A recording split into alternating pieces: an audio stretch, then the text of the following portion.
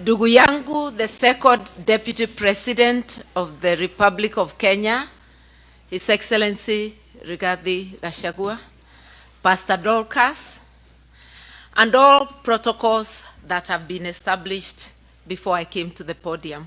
Na wananchi watukufu, hamjambo tena. Ni furaha yangu kuwa nanyi siku ya leo, na nimekaribishwa vizuri kama vile mlikaribisha ndugu yangu. It's a rare opportunity that the two of us are here sharing a podium. We want to thank you very much, the organizers, for inviting us to this occasion and for enabling us to engage with you. Na nitaanza na kastori kidogo. I was called to politics by times like this. During the Moi era, I had just ended my contract, my second contract as a magistrate, and I decided to go to private practice in '87. And the KANU regime was trying to encroach on the law society. As a young lawyer, together with other young lawyers, we started a movement of resisting being taken over by KANU. Ilikuwa imemeza maendeleo ya wanawake. The name had changed to KANU, maendeleo ya wanawake. KOTU had been swallowed, and Mutukufu expressed publicly that the next institution you'll be taking is the law society, because it was vocal. So as young lawyers, when our chairman of the day agreed to a government appointment, we felt that he was now leaning too close to the regime.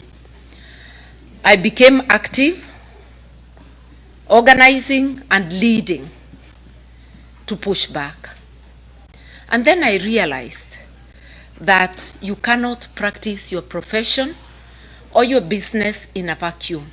It is within the social, political, and economic context. And I therefore linked the environment I worked in to the politics of the day. And that's how, from activism within the law society, I went on to the wider questions of governance in the country. The rest is history. Here I am, still practicing. I'm still practicing the two professions, politics and law, and they intersect very well, because as a lawyer, you are taught to represent. As a litigation lawyer, which I was largely, you articulate the issues of your people. In politics, it's the same thing. So, I don't know, it's not 30 years, it's almost 40 years. Here I am, still at it, and instead of the Moi dark days, we've now gone 360 degrees back to where we came from, and this is not dark days. This is total eclipse. Yes. Total eclipse. I don't remember anywhere during the Moi era other than the Wagala massacre, which was over a period of time, not a single day, where 60 or more people are killed in a single day, and it goes on and it's countrywide. I've said other than the Wagala massacre, even when there was Sabasaba and such things, we never had large mass deaths that are repeated, a system that is unrepentant, almost rejoicing, and adding insult to injury. Shoot to kill. And the Mtukufu of the day echoes the words. Then when he finds the UN is complaining, is asking for accountability, he says shoot in the leg, as though you don't die when you're shot in the leg. Rex Masai was shot in the leg and he died. So many have died. A gunshot on any part of the body can actually finish you, depending on where. So asking that people be shot, unarmed people, it's a criminal offense. And this is a guy whose case at The Hague never finished because the witnesses walimalizwa. Moja kwa moja, compromised, finished, all disappeared, and some were compromised and went away. So we are saying we are living in very bad times. Moi era, we didn't have the 2010 constitution.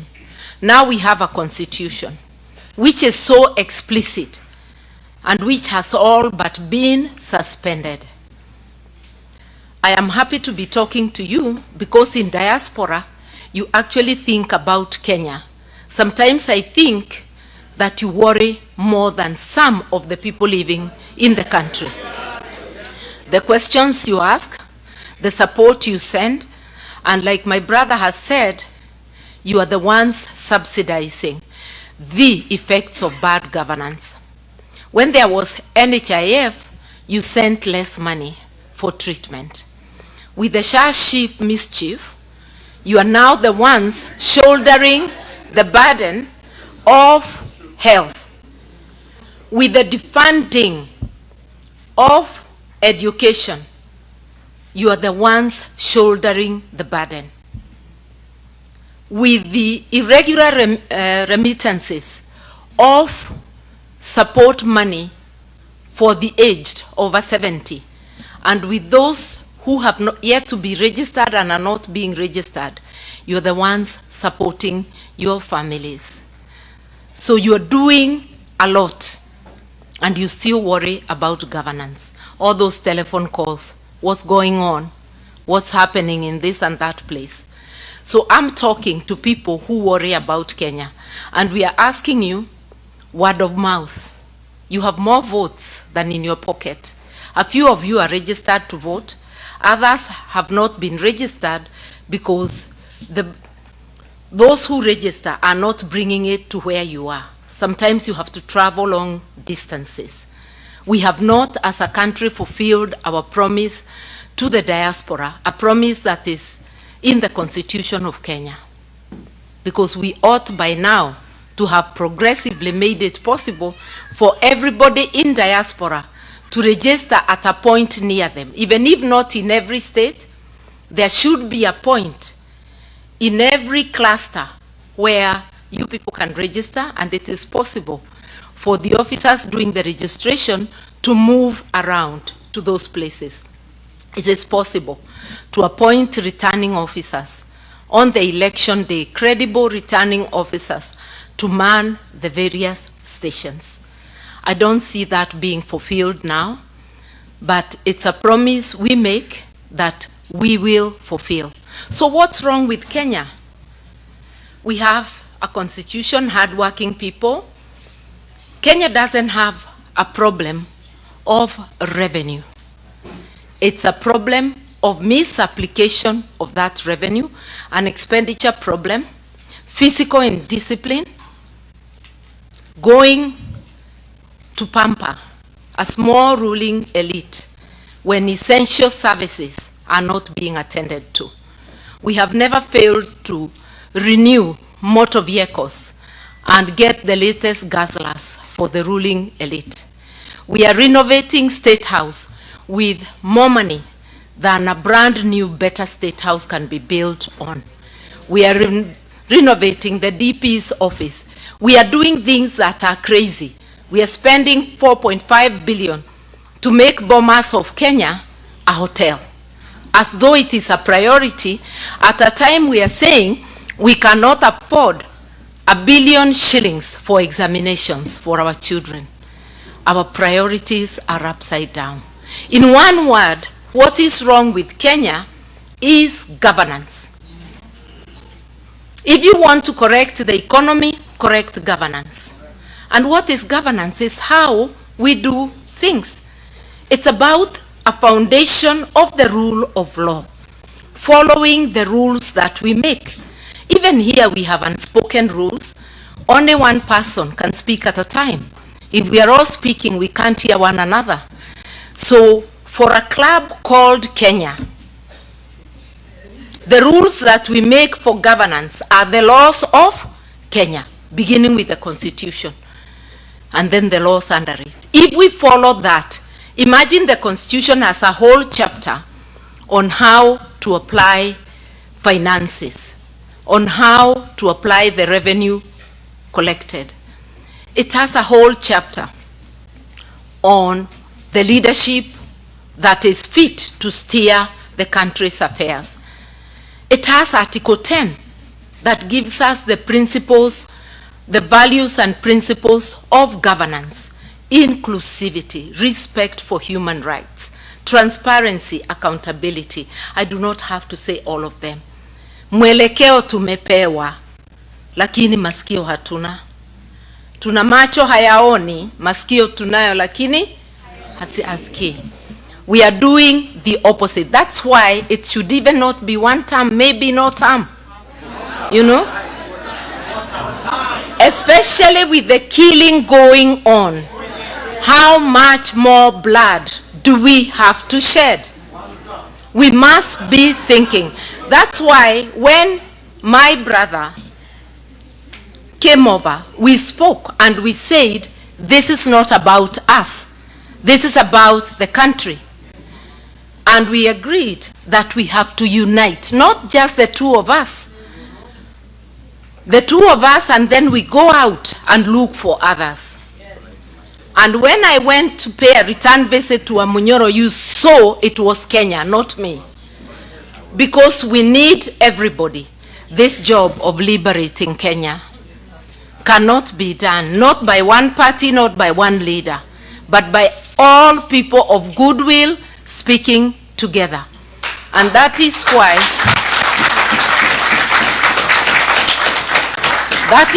in the People's Liberation Party, the clarion call is unite, liberate.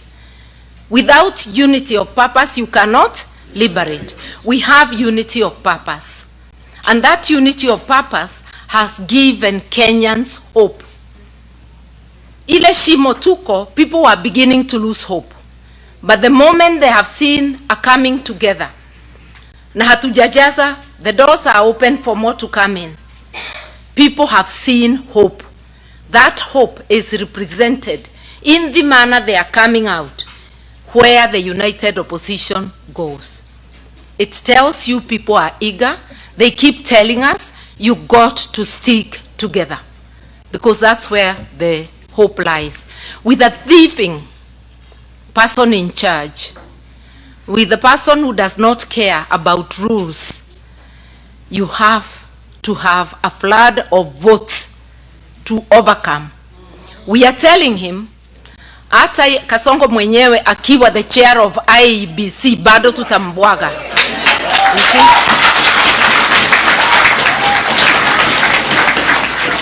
Hata akiwa commission yote, bado tutamweza. But we have to stick together. Yes, we are many candidates. And in case you hadn't known, I'm vying for the presidency.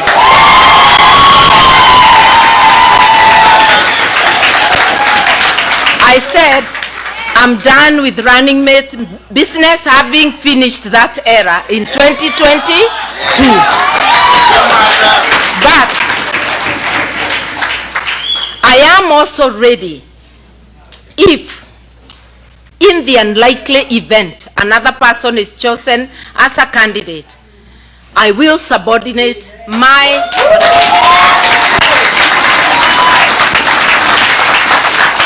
and support without being a running mate. Because Kenya is bigger than anyone. But for now, I am working so hard, and I'm gonna work day and night to be that candidate. But with in mind that Kenya is bigger than any one of us. Because if the whole problem is governance, is about rule of law, I think I got those qualifications. I think I have lived that upholding the rule of law and good governance. And those are the reasons why I resigned from a government that was better led than the current one.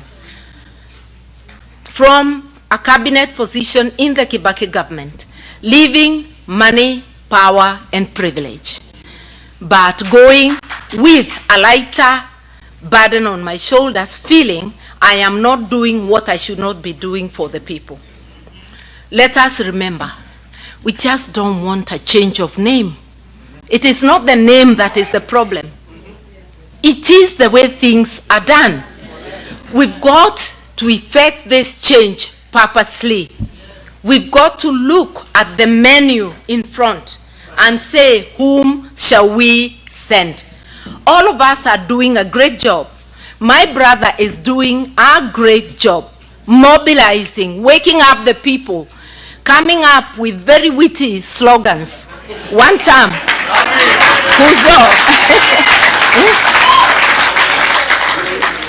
from insider knowledge, he's delivering sucker punches. I was telling him that the last one, when he told him, you are angry, I see you are very angry, but Kenyans are more angrier than you. That was a knockout punch. And each one of my other brothers, everybody has something useful they are doing, something unique. But we want to look at the totality and say, whom shall we send? So each one of us will market themselves. We'll all market our parties. And when we talk of parties, let me tell you something. I talked of governance. But political parties are very important in the governance of a country because they are the network that mobilizes the people on a platform. And I'll begin by saying PLP, we are social democrats. So we are people-centered. And we believe that on a foundation of rule of law, you must look back and uplift the vulnerable. I'll not go on beyond that. I just wanted to say, political parties are so important. And I'll urge those of you here, join a party of your choice. I'll obviously tell you PLP. But while recognizing that there are many parties, join a party of your choice. Do not be a spectator. Why? A government is as good as the political party that forms it.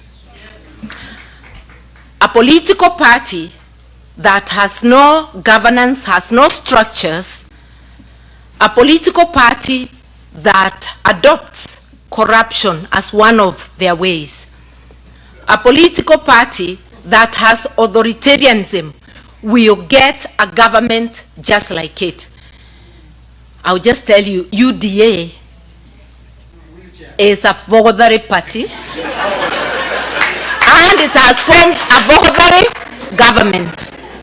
I'll give you a contra, and the same it was with KANU, by the way, and other parties which I will not mention because they were run by friends.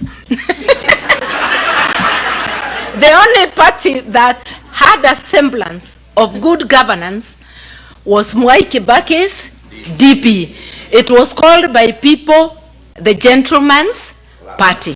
What they meant is that it was so orderly, it didn't look like a political party. By the way, when I was rigged out of party elections in Ford Asili in 1992, September the 12th, because I remember, I immediately moved to DP by the 2nd of October and elections were called. And I was able to defeat the people I found in DP because everything was done above board. That was Mwai Kibaki. And that's how come he ran a good government the first term especially. Things started going south towards the end of the first term election period, 2007. And then when we got the grand coalition, or was it grand corruption government, that, you know, I'm telling you from insider, the way now Rigi can speak to you as an insider, you know, he delivers truths from knowledge. Like I remember about a year ago or 2 years ago, Chief Justice Emeritus Mutunga and several others made a statement when Boniface Mwangi was abducted. And from information we said there is a killer squad of assorted security agencies, and we explained. Rikiti has explained it better than us. He's even given us the figures that it has just slightly over 100 people. You know, that's from insider. Just like Muturi did on abductions. In fact, Muturi will be my witness in the Law Society case, because they keep denying, yet he has insider information. I'm just telling you that having people who have inside knowledge is very important. I had inside knowledge of the Kibaki government, and I can tell you that it ran well until we stopped caring about the law, and that happened especially in 2000, after the coalition government came, and I lasted just for 1 year before leaving. Because it has to be, you don't want things done which later you cannot explain. You can't be part of it and then deny it. So we are having a problem. The issue is governance, and political parties do matter. Kindly, you can make that party you join a party that is well run by speaking out. You can make sure that that party has good policies by impacting on the policies. You can also support that party through donations. And when many people support, you do not have to spoil your budget. You just give the little money you could have. You forgo your coffee for a day, and you give that small donation. Help us get Kenyans to know that parties should be given, not giving out. You know, we've got to get away from that handout culture. Help us through word of mouth for people to know. And those who do not have money, you still can give. Give your time. It is money. Volunteer in cash and in kind, and through word of mouth.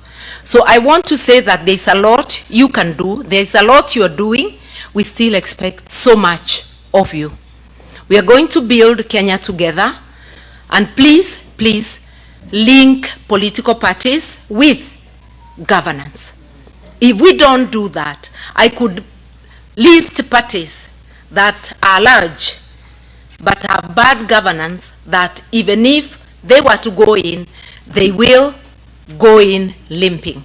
We have to be ready. What changes do we want? We have to focus on institutions. Imagine the three arms of government are the worst in terms of governance. The judiciary, even about using money in a reckless manner. If you check how they are doing their buildings and all that. If you go to the executive, worst. You go to parliament, terrible. Those who want to be members of parliament, those who want to join politics and be leaders, let it be a calling to serve. These days, parliament is a glamour job. It has 6 figures, not like the 5,000 I got as salary in 1993. Together with Marupurupu ilikuwa 19,000. My politics was being supported by my legal office, by my practice. Today it's a glamour job. People are coming for the money, but abandoning the job. When they get there, they become tenderpreneurs. For parliament, they become national tenderpreneurs. Instead of going to parliament, there's no quorum on any day. They are going to check on their tenders. The MCAs are doing so at the county level. The MPs are busy nibbling at CDF. You see? And the senators are just salivating. So now, they have no money. So now they are asking for money to be able to oversight. That's why you have a salary. Even this thing of allowance, when you pay good money, you should stop allowance because it's double payment. We will have to restructure salaries. Restructure in such a way that even when a civil servant goes to a workshop, they are not paid money. You are still at work. We have monetized everything. Our God has become money. We have forgotten others. And we have this entitlement. Those who are in office think that more should come to them, even when their brothers are starving. That is not good governance. Let's think about it. You can help us. You can help us prepare for the changes, because change is coming, mind you. Change is coming. Yeah. And we must do it together. I want to leave time for questions. There are many things I could tell you, but I'll give you 5 things. that we are focusing on in PLP, the 5 pillars. One of them is rule of law, because if we do not have rule of law, if we do not kill impunity by real-time enforcement, by ensuring the law applies to everyone across the board, then all that we'll be doing will go to waste. Our wish for better governance will be zero. You see, it will be useless. Number 2, it is the economy. On that foundation of the rule of law, an economy that works for everyone. Taxation should never be a punishment. It's a contribution for the services you get. And one of the principles of taxation is to tax people what they can afford. You cannot tax people until working people can no longer feed their children, can no longer take their children to school, are having their houses repossessed and their cars. That is not taxation, that's extraction. And the last time we had extractive regimes that were unapologetic was the colonial era. We do not want an extractive regime. We want taxes people can afford. Abolishing the housing levy and any other punitive tax. Without going into details, also ensuring that Article 43 on basic needs is implemented, that people have access to education, universal access to education and universal access to health in all public institutions.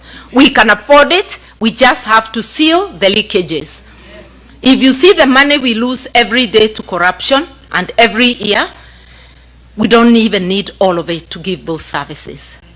And also start by using the money already allocated well, because all these institutions, the schools, the hospitals, there are leakages you cannot imagine. Investing in agriculture. Why should we stay hungry and we have arable land? Support farmers, and especially those small-scale farmers. Support our SMEs, if it's jobs, because we must give the youth jobs. Our SMEs currently are listed as 7.4 million. Imagine if they were supported and they increased jobs by 2. Those would be 15 million jobs. We would have gone a long way into solving the joblessness. When you support a company, like I saw a policy which is there today, that companies who invest over 3 billion will be given a tax holiday for 20 years. How many people can a company of 3 billion employ? If you gave those holidays or consideration to SME sector only, you are most dependable. Even when they close, they will still open again. They go nowhere, and their money circulates in Kenya. A foreign company, their money goes where? I don't want to talk too much about it. I just wanted you to know the areas we are looking at and much more. May God bless you. May you support us, and may you support me to take Kenya to the next level. Asanteni.